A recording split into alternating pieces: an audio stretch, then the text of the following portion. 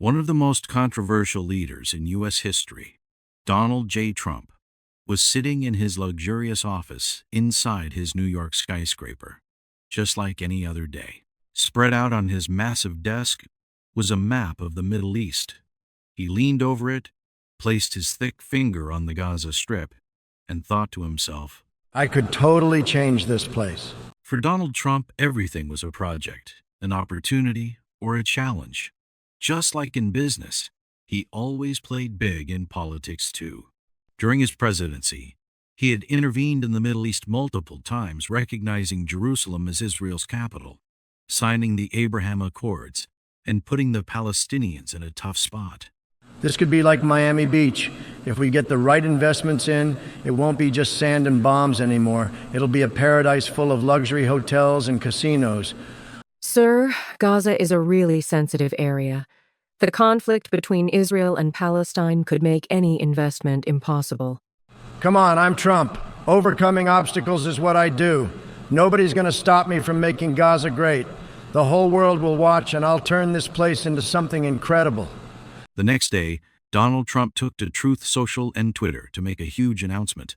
Big project coming. I'm going to save Gaza. No more bombs, just pure investment. Israel and Palestine are going to love it. Nobody thinks bigger than me. The world exploded with reactions. The U.S. media went wild. CNN, MSNBC, and Fox News spent days discussing Trump's new Gaza plan. Some investors actually thought he might pull it off and reached out to him.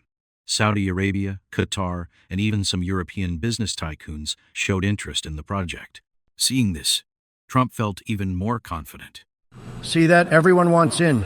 They know a big deal when they see one. But the Palestinian side wasn't having it. Gaza officials released a harsh statement. Donald Trump is trying to exploit Palestinian land. Our homeland is not for sale. Despite the backlash, Trump looked for ways to negotiate with Israel. He reached out to his old friend, Benjamin Netanyahu, arranging a secret meeting. Donald, Netanyahu said, this region is dangerous.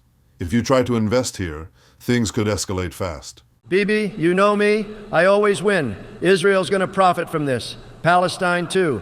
And if I pull this off, I'll go down in history. Trump's announcement sent shockwaves across the globe. Turkey, the European Union, and the Arab nations spoke out against him. Donald Trump needs to stop playing with the fate of the Palestinian people. Gaza is not up for negotiation. Arab leaders made similar statements. But behind closed doors, some Gulf countries were quietly interested because, in the business world, everything had a price. If you don't want to make a deal, that's your loss. I'm making history, whether you like it or not. But Trump's words ignited fury in Gaza. Thousands of Palestinians took to the streets, protesting his plan to treat Gaza like a business deal. Donald Trump cannot force the Palestinian people out of their land. We are not leaving. Trump, unfazed, posted another message on Truth Social. Small-minded people always resist progress, but I'll keep making big moves. As the protests intensified, investors started backing out. The Israeli government also officially withdrew support.